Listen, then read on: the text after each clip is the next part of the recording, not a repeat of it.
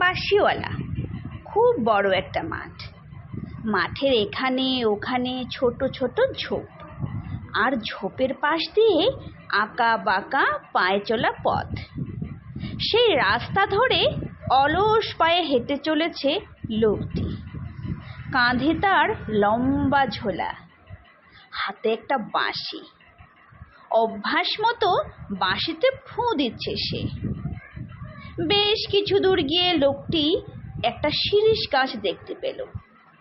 গাছের ছায়ায় বসে খানিকক্ষণ জিরিয়ে নিতে কাঁধের ঝোলাটা মাটিতে নামিয়ে রাখলো। আর তখনই সে দেখতে পেল ছোট্ট ছেলেটিকে। গাছের নিচে একটা পলিথিন বিছিয়ে লোকটি বসে পড়ল। তারপর বাঁশিটা পকেটে রেখে ছেলেটিকে কাছে ডাকলো। এই যে খোকা বাবু, কি নাম তোমার? একা একা কি করছো এখানে? ছেলেটি কাছে এসে বলল, আমার নাম রিক। আমাদের গ্রামেই তো তুমি এইমাত্র খেলা দেখিয়ে এলে। খুব ভালো খেলা দেখাও তুমি। তুমি কি জাদুকর? লোকটি এবার রিককে ডেকে পাশে বসালো। তারপর কাঁচা পাকা দাড়িতে হাত চালাতে চালাতে বলল, না খোকা বাবু, আমি জাদুকর নই। জাদুকর হতে গেলে বিদ্যে বুদ্ধি লাগে যে, আমার তো তা নেই। তবে বাঁশি বাজাতে আমার খুব ভালো লাগে। বাঁশি বাজানোর সময় আর কোনো দিকে খেয়াল থাকে না। এই যে তুমি এতটা পথ আমার পেছন পেছন চলে এলে, বুঝতেই পারিনি। রিক বলল, আমার কিন্তু জাদু খেলা খুব ভালো লাগে। ওই যে তুমি টাকার খেলাটা দেখালে, ওটা আমাকে শিখিয়ে দেবে? আমিও তাহলে বন্ধুদের খেলাটা দেখিয়ে অবাক করে দিতে পারবো। কোন খেলাটা? ওই যে টুপির মধ্যে 1 টাকার একটি কয়েন ফেলে 1 মুঠো টাকা তুলে আনলে, ওইটা। জাদুকর বলল, সব খেলাগুলোর মধ্যেই হাতের কায়দা থাকে। ওগুলো শিখিয়ে দিলে আর মজা থাকবে না খোকা বাবু। রিক বলল, একটা খেলা অন্তত শিখিয়ে দাও, তাহলে আমি বন্ধুদের দেখাতে পারবো। আচ্ছা আচ্ছা, শিখিয়ে দেব। তার আগে আমি একটু বাঁশি বাজিয়ে নিই। দেখো, আমার বাঁশি তোমার খুব ভালো লাগবে। শিরীষ গাছের ছায়ায় বসলে মন ভালো হয়ে যায়, আর মন ভালো হলেই আমার বাঁশি বাজাতে ইচ্ছে করে। জাদুকর এক মনে বাঁশি বাজাতে লাগলো। রিক চুপটি করে বসে রইল পাশে। এমন সময় দূরে একটা হইচই শোনা গেল। রিক তাকিয়ে দেখল তাদের গ্রামের লোকজন লাঠি হাতে এদিকেই ছুটে আসছে। জাদুকরের অবশ্য সেদিকে খেয়াল নেই। সে চোখ বন্ধ করে এক মনে বাঁশিতে ফু দিয়ে চলছে। গ্রামের লোকজন মারমুখী হয়ে অনেকটা কাছে চলে এসেছে। কিছু একটা ঘটতে চলেছে বুঝতে পেরে রিক জাদুকরকে ডাকলো। অবশ্য লোকজনের চিৎকার ততক্ষণে তারও কানে পৌঁছেছে। সে বাঁশি থামিয়ে রিককে বলল, খোকা বাবু, এবার আমি যাই। এই বলে তড়ি ঘড়ি ঝোলাটা কাঁধে ফেলে কাঁকুড়ে মাঠ ধরে ছুটতে শুরু করলো।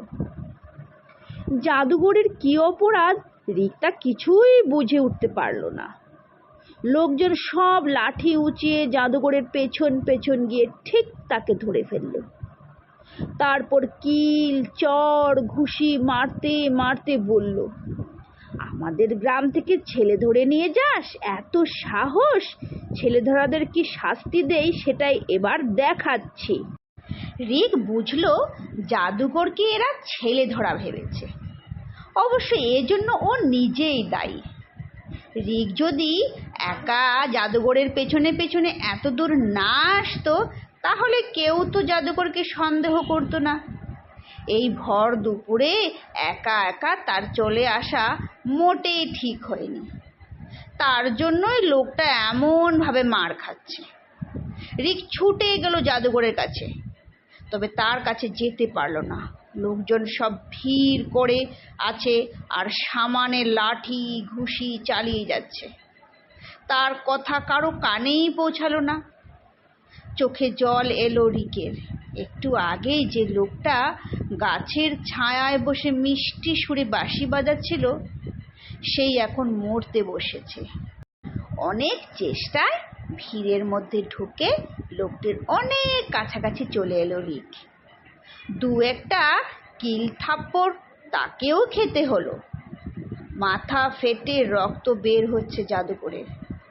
সেই রক্ত কাঁচা পাকা দাড়ি বেয়ে এসে ময়লা আলখাল্লা ভিজিয়ে দিচ্ছে। রিক সে দৃশ্য আর দেখতে পারল না, ঝাঁপিয়ে পড়ল তার গায়ে। উত্তেজিত গ্রামবাসী তখনও রাগে ফুঁসছে। এরকম ছেলেধরাদের কিভাবে শায়েস্তা করতে হয় তা তাদের জানা আছে। শিরীষ গাছের নিচে শুইয়ে দেওয়া হয়েছে লোকটাকে।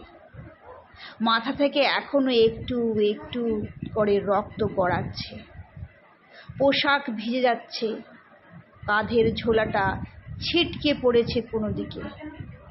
ম্যাজিক দেখানোর হাবি জাবি জিনিসপত্র ছড়িয়ে আছে মাঠময়। গ্রাম থেকে আরও লোকজন আসছে।